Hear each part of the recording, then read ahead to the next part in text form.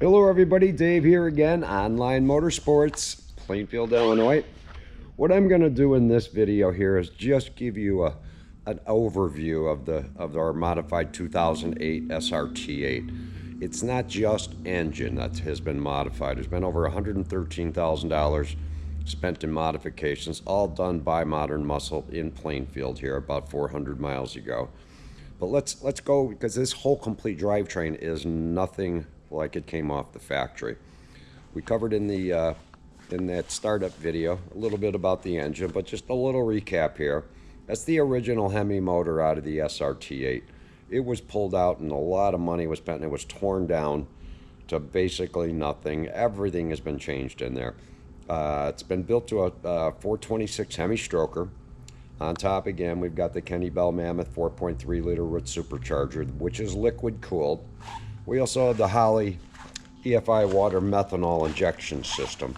What that'll allow you to do, you can run E85, you can run 87, 89, 91, and that'll compensate for your octane level. Obviously, the E85 would be the highest octane that you can buy, unless you can buy some racing gas locally.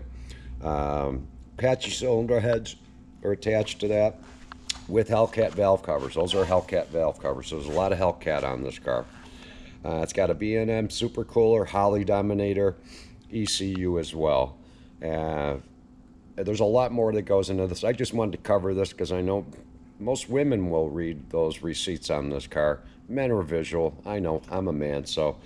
But there's just a lot more attached to it than that. There's upgraded injectors, booster pumps for fuel, a lot of steel braided lines have been replaced that you don't get from you know, a production car off the manufacturer's line. Now, as far as the transmission and rear end, the transmission is changing. This is not the stock transmission. There's photos of that in the gallery, but that is what they call an RPM level 5. It's a 4L80E transmission. That thing is strong enough to handle 1,500 horsepower. As we stated in the last video, this car is right now tuned at about 1,000 at the crank, 800 at the wheels. Okay, now as far as drive shaft, again, that's been changed. That's a custom built 3.5-inch custom chromoly drive shaft. As far as the rear end, that has also been changed. It's a 9-inch rear axle. It's got a 9-inch strange aluminum housing bolt through case, 33 spine wave track differential. The gear ratio in the rear end on this car is a 3.25. The axles have been upgraded to 1,400 horsepower rear axles. Now, if you get 1,500 at the crank, you're not going to get 1,500 at the rear wheels. I would imagine you'd be around that 1250 at the rear wheel. So those will definitely, you can, if you wanted to tune this car up to 1,500 at the crank, everything else is done. It's a very well balanced car. Now, as far as suspension goes, there's a lot of upgrades on the suspension. This car carries BC Racing adjustable coilover suspension. It's got Hotchkiss Sports sway bars, which is a much thicker sway bar than what Mopar put on these from the factory. It's also got Speed Logic subframe connectors, so that'll stiffen up the body for you. You're going to need that with that kind of horsepower if you want to get on this thing. A few other things inside. Just want to make a few notes here, save you people a little bit of reading. That way you can just gawk at the pictures instead of read. But anyway, we've got a B&M quick shifter, quick silver shifter. This car is equipped with the trans brake. That's that little red button there. Head unit has been upgraded to a Kenwood touchscreen head unit, and that's got navigation. As we mentioned before, this car was fitted with a Hellcat rear spoiler. The previous owner who had the commission to build had the rear camera put in. That was not available in 08. Other little items, it's got an RPM 8-point roll bar with window mesh. This is the window mesh. Like I said, the car's never been tracked. If you wanted to track it, they're gonna require that you have these safety items. Also, RPM 4-point shoulder harness for driver and passenger. That's really the only changes, other than some LED lighting. The car is very stock. That's the original interior dash, etc. Again, equipped with the power mount. Oh, and also the big dollar item in this car is that Holly Dominator EFI digital dash, which we showed in the previous photo on the running, or what you want to call it, cold start. I call them running. In the back here, we've got the extra bars that would attach to the 8-point roll cage. Those you would put on once you get in the car.